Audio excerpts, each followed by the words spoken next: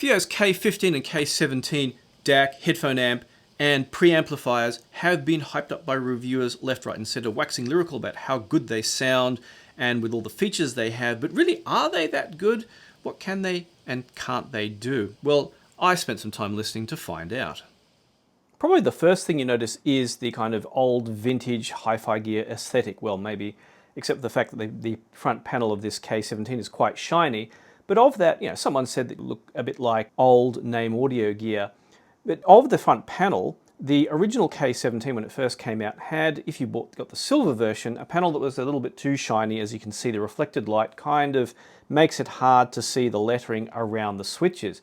And the K15 has a more matte finish. Now, this matte finish, FiiO has told me, will be present on both the K15 and the K17 going forward. So if you've seen reviews before now, that's why you've seen people complain about the silver finish being a little bit too shiny. But the thing I really like about both of them is, well, they have on the back, of course, a hard power switch, which will hard shut off the power, but they have also a soft power switch and little switches on the front for controlling the output and the gain, which I really like, rather than just having push buttons, which can be a little bit annoying and you have to go through and find what setting you're on. They have actual switches. So the only thing is you have kind of like 5 levels of the gain, which I think is a little bit overkill on both of these. And you have, of course, the option of headphone out and pre-out as at the same time, just headphone out, just preamp output, and line out. And an interesting thing someone just posted on the forums is, let's say you have the preamp output on. It could be, if you had music playing, if you accidentally knock that to line out, it will send a full signal out to whatever amplifier you've connected it to, and that could be a little bit dangerous. So I've suggested to FiiO that they update the software that if you do switch to line out at least, it shuts the volume down to 0 and then ramps it back up as some other manufacturers do, so that you do at least get some warning that you're about to get in trouble and you can do something about it. But anyway, as well as the overkill 5 levels, and unfortunately the input selector is one that you kind of push or turn to select the input, which is, to me, I'd rather a switch, but maybe because they have different models and that they're going to use with these, and they may not have the same number of inputs in each model, that it was necessary for them to do a software input selection. But then again, of course, you have the good old volume control, which if you're using Roon, you can actually control from Roon, which I had to get used to doing again and not having to reach over and adjust it. This button also can turn the display off or can be set to mute instead, so you have a selection there. One of the cool things you do have is a touch screen on both of these. Now, this touch screen you can swipe one way and you can select your input. You have the usual selections. The same on both the K15 and the K17, your USB optical coaxial line in, balanced in via a 4.4mm Pentacon socket, so it's kind of more designed to use with portable gear if you want to plug in your favorite DAP, albeit that they probably just ran out of panel space to have a dual 3-pin XLR input. You have Bluetooth, which has all the usual ones. A useful thing that people may not have realized is it has the aptX low latency Bluetooth, which means that if you want to use this as a headphone amp while, say, watching a movie, Bluetooth normally has something of a delay. I think it was like 3 to 500 milliseconds, and it drops it down with Bluetooth low latency. So it won't be perfectly in sync, but it'll be a lot better in sync if you're, say, watching a movie, although of course it won't be really good for gaming as such. And of course you have streaming input, which is AirPlay or Roon, which is unusual because they don't have DLNA, and for reliability reasons I gather they don't have that, which is a little bit disappointing.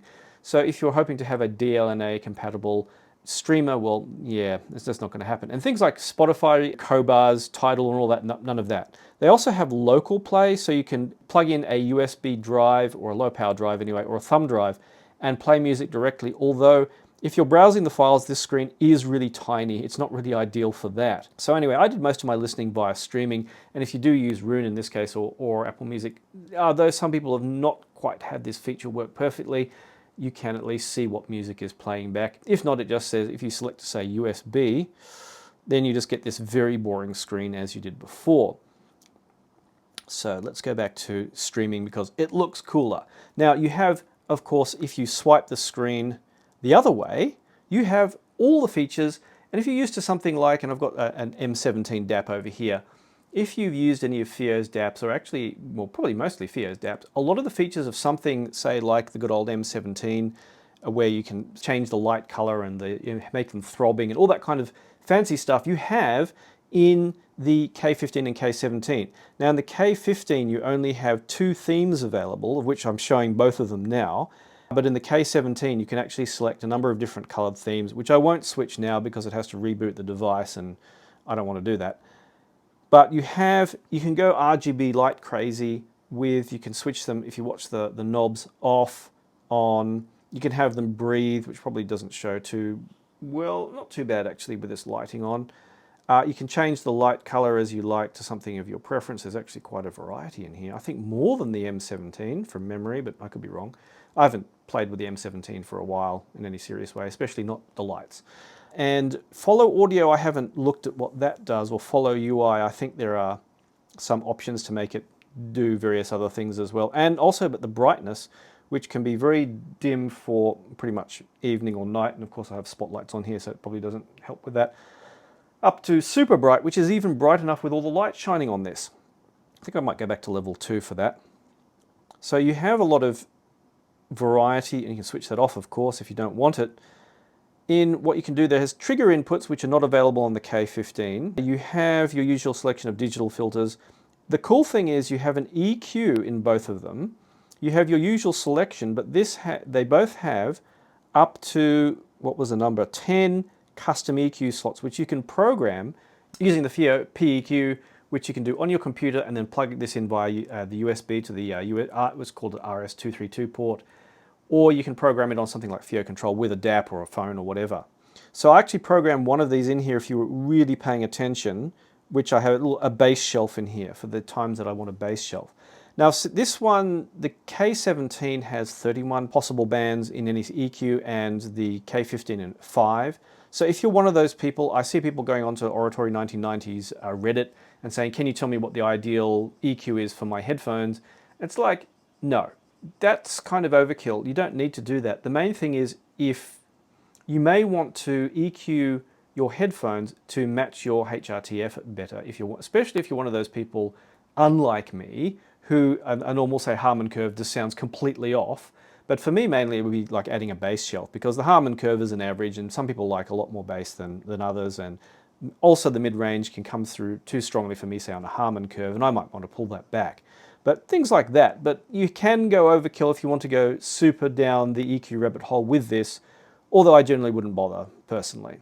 But anyway, you have a lot of other stuff you can set in here.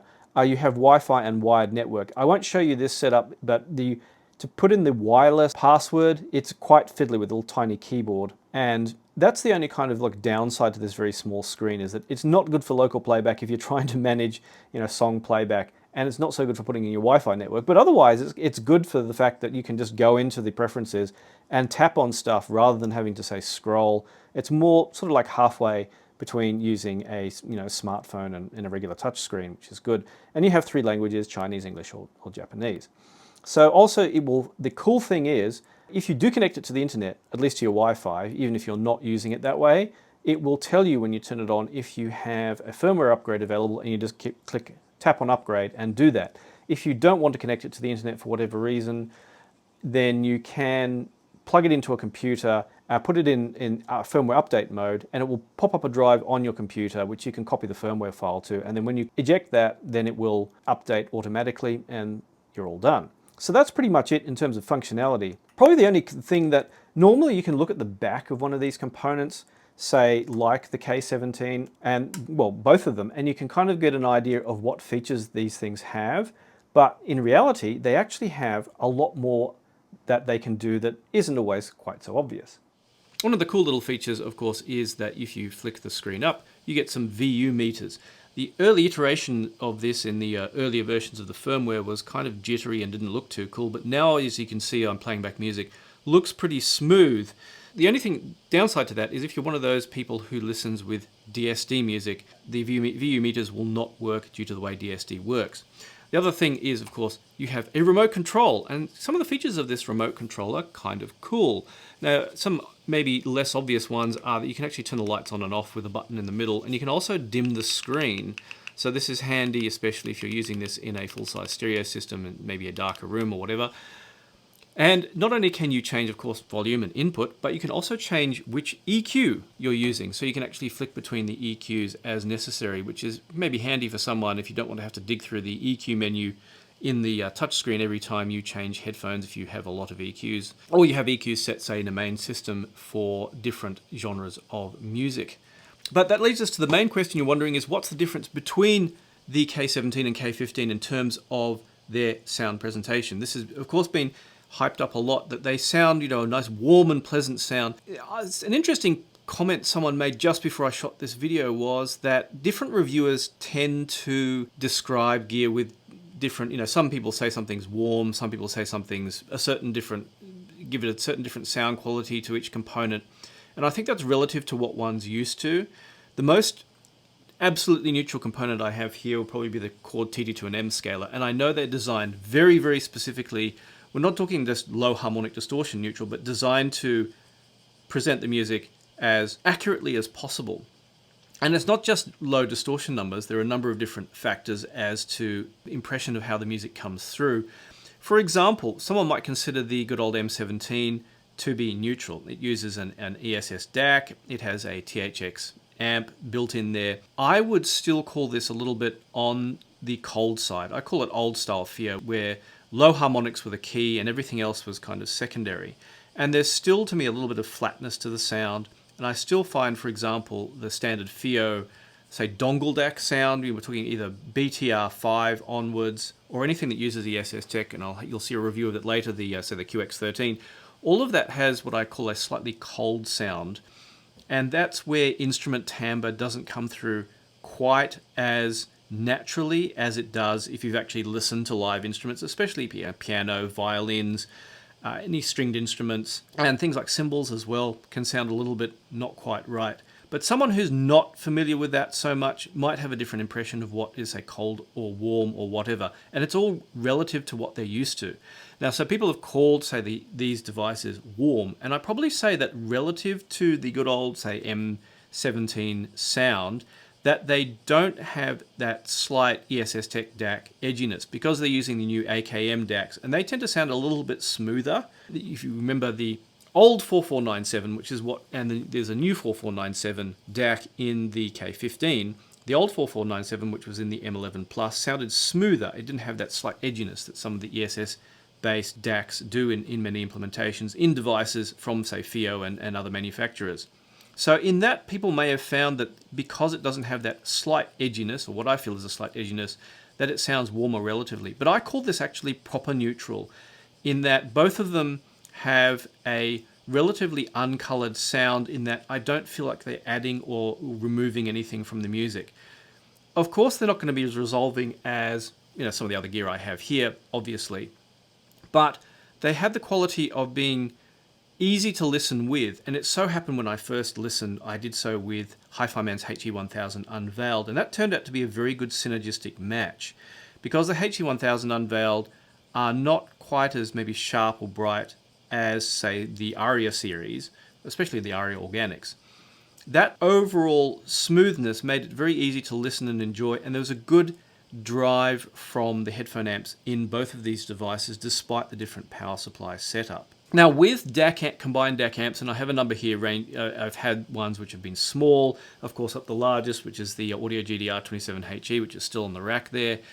I find that when you combine a DAC and an amp, if you start sharing power supplies, I think that the headphone amp suffers the most. So I've often suggested in reviews that if you buy a combined DAC amp, often if you just use the DAC portion with future upgrades, say a future upgrade to a better amp, you can still get a good result. And I think the FiiO is much the same, in that I tested it on its own with, say, the HE1000 Unveiled. Other headphones I have the ZMF Calderas, both pairs in here, and Atriums, which you'll see in future reviews. Other things, I have some LCD5s on the table at the moment, and well, you can see there's a variety of stuff behind me. Listening with the FiiO Direct, and then listening with the FiiO as a DAC to, say, the Mjolnir presented better bass through things like the HE1000 Unveiled. It was tighter bass, there was a more present bass, but there was also more space around instruments. One of the tracks, of course, I used for review, which you've probably seen on the screen already, is from Yo-Yo Ma, Because it has a variety of instruments, it allowed me to evaluate timbre. It allowed me to evaluate how, especially lower notes in some instruments, were presented through headphones, and the space around the music, space around the instruments. And overall, I found the FiiO to be quite neutral. Now, the headphone drive was still pretty good and pretty punchy. Even if you turned the volume up, it could even drive susvaras. But again, it's not going to be as good as something like a dedicated amp like the Mjolnir, which I have here. Compared to something else which is similar, I also have HiFiMan's Serenade in here, being that it's a different kind of setup with an R2R DAC. That's kind of that warmer, non-oversampling R2R DAC kind of presentation. It feels like the music's deeper. It sometimes feels a little bit more musical, and I know that's, a vague term. It feels like you're listening more to music. Whereas if you do that terrible thing where you switch between components and compare, it sounds like maybe a slight bit less clarity out of the Serenade versus maybe a flatter and slightly less interesting sound out of the FiiO. I mean, if you use either on their own, they sound great. If you start comparing, that's when they sound less great. The Serenade is really good, of course, with the HiFiMan headphones. Of course, you can do better with, say, a HE1000 unveiled than the Serenade. But with, I'd say, the Aria Organics, which are kind of on the brighter side of all the Aria headphones, that was a nice, slightly softer sound coming out. And of course, you can use it as a DAC to a better amp and get better results as well in a similar vein. But I found things like, say, the ZMF Calderas, they have a particular kind of exciting sound, and I'll talk about that, of course, in its own review, which I felt was a little bit damped by the weaker headphone amp of the Serenade, and maybe a little bit better out of the FiiO versus the Serenade. So I found that the headphone amp out of the K17 was better, and the K15, than something that like the Serenade. But the other, of course, downside to that is that you get maybe a more neutral presentation overall, but as long as you're not expecting a syrupy presentation like you get from maybe some R2R DACs, especially non-oversampling ones, then I found it to be very enjoyable. The interesting thing, of course, I was listening with the HE1000 unveiled to a pit track I was really enjoying, and I thought I want to switch up, and I switch it to the TT2&M scaler. Now, of course, there was more clarity out of the TT2&M scaler, not surprisingly, but sometimes you don't necessarily want a great deal of clarity. And with a lot of pop and rock, I found that the FiiO, even though it wasn't as clear, it had enough detail and resolution that I could enjoy the music, whether it be even classical, even if it didn't have the ultra-fine nuances that come through, of course, as you spend more money on better gear. Now, of course, that leads the K17 versus the K15. Was there a big step down? And actually, a lot of the time, there wasn't. If I was listening to pop and rock, even through, say, the HE1000 unveiled or other high-end headphones, if it was music that doesn't have a lot of resolution to bring through, it was much of a muchness. And of course, volume matching was easy because the volume level output is identical if you have identical numbers on the volume controls of both devices. However, if I was listening again, go back to that Yo-Yo Ma, I could hear that there was a bit of a step down with the K15 where there was a little bit less clarity between instruments.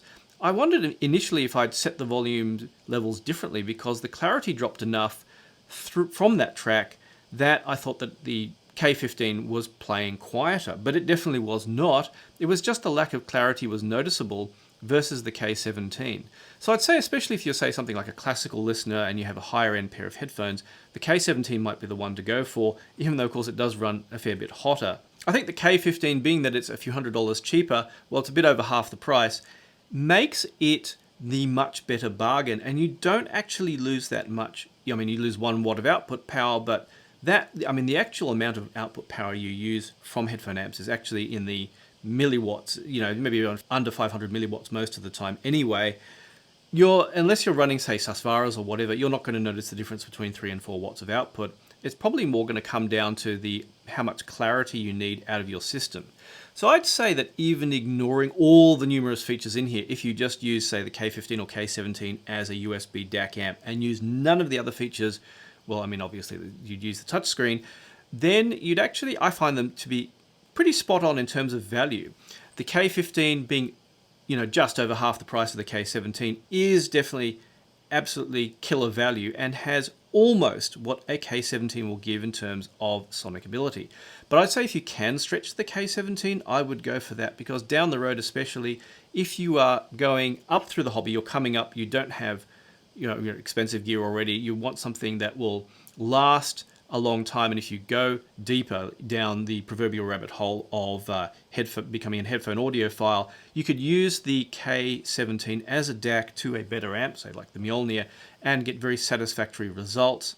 And also because it has so many features, if you do decide to do a bit of EQ, or you do decide to use some of the other features, you can use it as a roon pass-through with the digital outs to another DAC as well, if you want a bit of variety. If you are someone like me who you already have a good system and you're considering like a second system where you want the audio demands aren't so great, then something like the K17 could be really good because you can set it up, use it with Wi-Fi to your system, and the firmware it'll tell you when you need a firmware upgrade. So it tends to be extremely low management, and apart from fiddling around a little bit in the screen to get the Wi-Fi password set up, works out really well. So between them, you have the bargain device, the K15, and the better sonically and more feature-laden K17 with its linear power supply and top-of-the-line AKM DACs.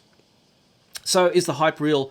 I'd say it's definitely justified. They are nice devices, and it meets the main criteria for me, which I can enjoy listening with it. And if I can't enjoy listening with something, if I bring it in and think, oh God, I've got to review this, I've got to listen with it. If it feels like a chore to me, that's not a good thing. But it didn't feel like a chore listening with the K17. The K15, now notice what I have behind me, was a bit of a step down. And it'd be something that I might, park somewhere else where I don't have to care about listening so much. Whereas the K17 I might keep around when I just want to switch on and have a listen, or I need to pull out some in-ear monitors and just have run in some in-ear monitors, or maybe use it as a pass-through for roon. So it's going to stay on the rack once I find space for it. So do you have one? Did you buy a K15 or K17? If you did, please do leave a comment below with your experience, good or bad. Let's make this review helpful for people who are buying stuff, and any information you can add, anything I missed especially, please do let me know. Also, please consider supporting this channel either through Patreon or buy me a coffee if you become a caffeinator or patron. You can also see my impressions of this gear in advance of everyone else, and even ask questions of me and get my advice, which could save you actually a lot of money. If this review did help you by helping you decide to buy or not to buy a product, do also consider buying me a coffee in thanks at any money I may have saved you. Or if you do decide to buy one of these, if there's a link in the description which can help support my channel, it'll give me a little bit back if you buy through those links, and the product doesn't get returned. As always, thanks once again for watching, and I look forward to reading your comments below.